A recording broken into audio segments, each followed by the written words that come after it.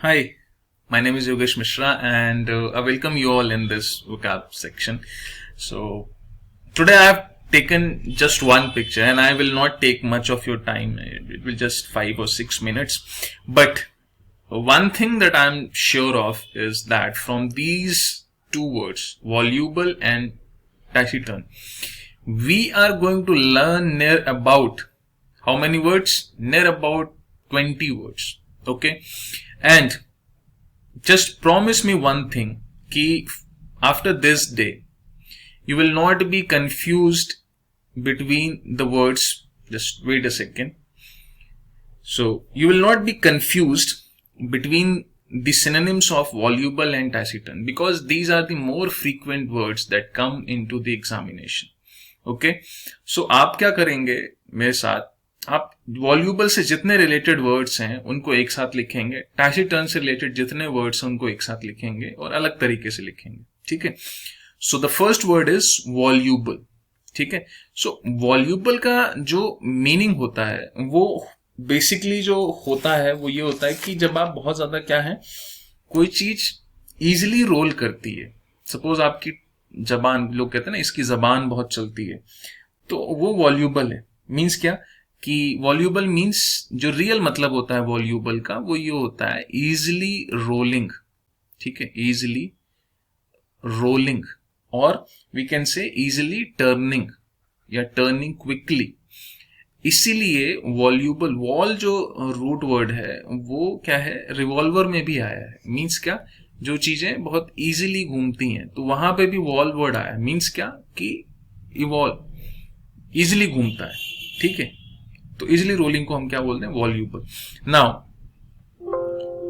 Come with me and मैं आपको एक अलग तरीके से बताने की कोशिश करता हूं.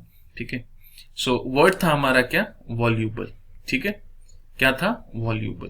तो ये मैंने बनाया बॉक्स और यहां मैंने लिखा वॉल्यूबल. आप भी इसी तरीके से लिखेंगे वॉल्यूबल. ठीक है. सो वॉल्यूबल से रिलेटेड जितने वर्ड है आप एरो मार्क करके लिखते जाइए और उसको पूरा ग्रुप में याद करिए. So the first word that is related to this word is glib. Okay. Then fluent, fluent, UENT, fluent. Okay. Then blabby, BLABY, blabby.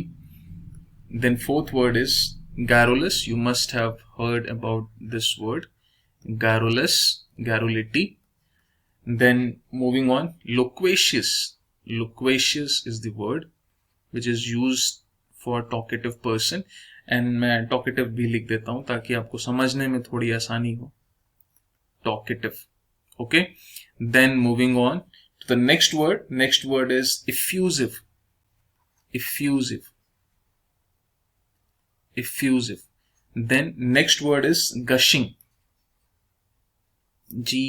GUSHING, gushing. Next word is Prolix.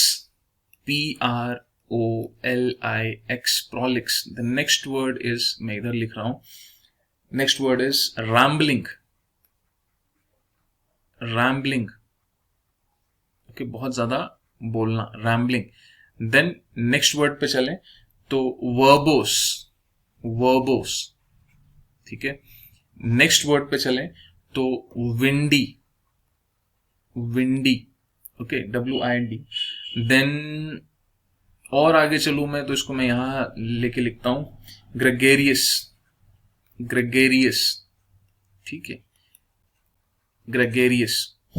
And एक और word मेरे को याद आ रहा है, वो भी मैं कहीं ना कहीं लिख ही देता हूं, tale bearing. Tale bearing is also word related to voluble and loquacious और फिर टॉकेटिव. ठीक है. सो इतने सारे वर्ड्स ये आपको ऐसे ही लिखने हैं. ठीक है, ताकि अगर आपको एक वर्ड याद आए तो सारे वर्ड्स याद आ जाए. एंड सारे एक दूसरे से रिलेटेड है। बस आपको ये करना है कि इनके मीनिंग थोड़े बहुत डिफरेंट हो सकते हैं, बट सब एक दूसरे से रिलेटेड और तभी यूज करते हैं when you are speaking fluently. Talkative हैं, लोकेशियस हैं, गारुलस हैं, ब्लैबी हैं, ग्लिब हैं, फ्लुएंट हैं, विंडी हैं, ग्रेगेरियस हैं, वर्बोस हैं, प्रोलिक्स हैं, टेल बियरिंग है, गशिंग है, इफ्यूजिव है या रैम्बलिंग है।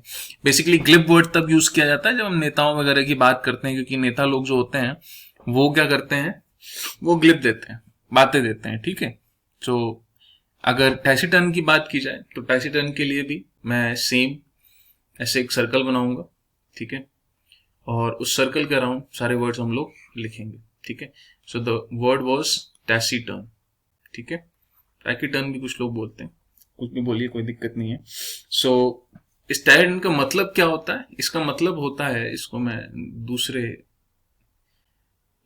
कलर से लिखता हूं, मतलब इसका मतलब होता है क्लोज माउथ, ठीक है। जो बंदा जो है वो बोलना ही नहीं जानता, वो मना कर रहा है, ठीक है। मतलब क्या कि इसको इधर लिखना, incline to talk, sorry not incline to talk, no, decline to talk, ठीक। वो पर्सन जो बात करना ही नहीं चाहता है, डिक्लाइन टू टॉक। आपने कभी प्रभु देवा को देखा होगा, प्रभु देवा जो है वो क्या है, वो टैसिटर्न। कितना भी बड़ा आप 4 पेज का पैराग्राफ बोल दो, वो आंसर आपको एक शब्द में देंगे, ठीक। तो उनको हम टैसिटर्न बोल सकते हैं। सो ऐसे लोगों को हम रिजर्व बोलते हैं, ठीक है, रिजर्व। देन रेटिसेंट बोलते हैं हम लोग, ठीक है। Next word is uncommunicative. अगर कोई पर्सन जो है वो टैसिटर्न है तो वो कम्युनिकेटिव नहीं होगा, ठीक है, क्योंकि बोलता ही नहीं है तो कैसे होगा। देन उसके बाद अलूफ, ऐसे लोगों को अलूफ, ठीक, अलग थलग जो लोग रहते हैं। Then staid, STAID, staid. Then moving on further we have a word like diffident. Diffident can also be synonym to this word, diffident. Then moving on further, sheepish, sheepish, double E, sorry, sheepish, ठीक है। Next word is effacing, effacing, effacing, okay, effacing, this is C, my friend, effacing, है ना। And then bashful, BASH, bash and full, bashful. And last but not the least, terse, TERSE, terse, ठीक है। सो इतने सारे words हैं जो related हैं किससे, आपसे, किससे, टैसिटर्न से। सो टैसिटर्न का मतलब होता है क्लोज माउथ और a person who is declining to talk और decline to talk. So the synonyms इसके रिलेटेड वर्ड्स क्या हो जाएंगे, reserved, reticent, uncommunicative, aloof, staid, diffident, sheepish, effacing, bashful and terse. If we count the number of words, so 1, 2, 3, 4, 5, 6, 7, 8, 9 and 10. Okay, सो ये close mouth भी इसी का वो है, तो आप 11 मान सकते हैं, और ये वर्ड तो खुद में है ही। So we have learn near about.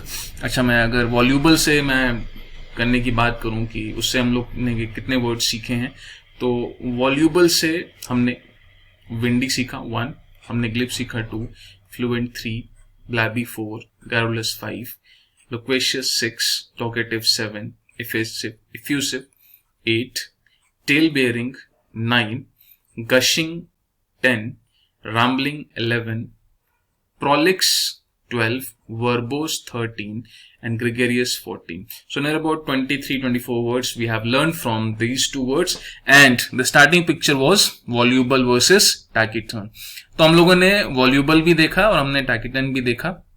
So I hope आज के बाद आपको ये दोनों वर्ड्स में कभी प्रॉब्लम नहीं होगी, और उनके सिनोनिम्स में तो खासकर प्रॉब्लम नहीं होगी, और एक और चीज, इनके एंटोनिम्स में भी आपको प्रॉब्लम नहीं होगी, क्योंकि now you know the synonym of those words. तो एक का जो सिनोनिम है दूसरे का क्या होगा, एंटोनिम होगा। So I will see you in the next video की, है ना। Till then keep learning and keep watching English वाला। Thank you so much.